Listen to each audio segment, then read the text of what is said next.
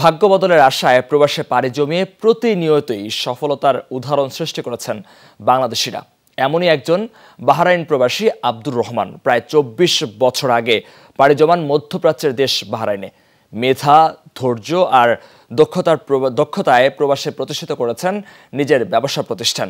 Bahrain থেকে সহকর্মী স্বপন মজুমদারের প্রতিবেদনে থাকছে বিস্তারিত।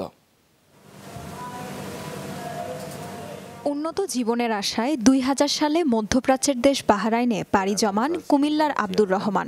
শূন্য হাতে শুরু হয় তার প্রবাস জীবন। ইচ্ছে ছিল একদিন গড়ে তুলবেন নিজের ব্যবসা প্রতিষ্ঠান। কঠোর পরিশ্রম আর সততাকে পুঁজি করে ২ বছরের মাথাতেই নিজের স্বপ্ন বাস্তবে রূপ দেন তিনি। বাহরাইনের রাজধানী মানামায় প্রতিষ্ঠা করেন AR মমতাজ কনস্ট্রাকশন কোম্পানি। সবসময় স্যালারি বরাবর দেওয়া হয়।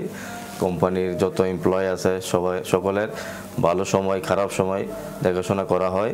আর আমরা এই কোম্পানির যত এমপ্লয় আছে সবাই সহযোগিতায়, সবাই ভালো দৃষ্টিবন্ধে সবকিছু মিলে এই কোম্পানি এখন পর্যন্ত এতটুকু পর্যন্ত আসছে।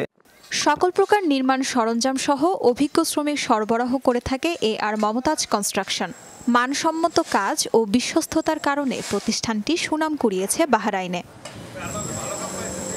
প্রায় ২২ বছর ধরে তিল তিল করে আব্দুর রহমান গড়ে তুলেন তার AR মমতাজ কনস্ট্রাকশন। প্রতিষ্ঠানে বর্তমানে কাজ করছে ৬০০-র বেশি কর্মচারী। আব্দুর রহমান শুধু নিজেই স্বাবলম্বী হননি, কর্মসংস্থানের ব্যবস্থা করেছেন প্রবাসী বাংলাদেশি সহ অন্যান্যদেরও।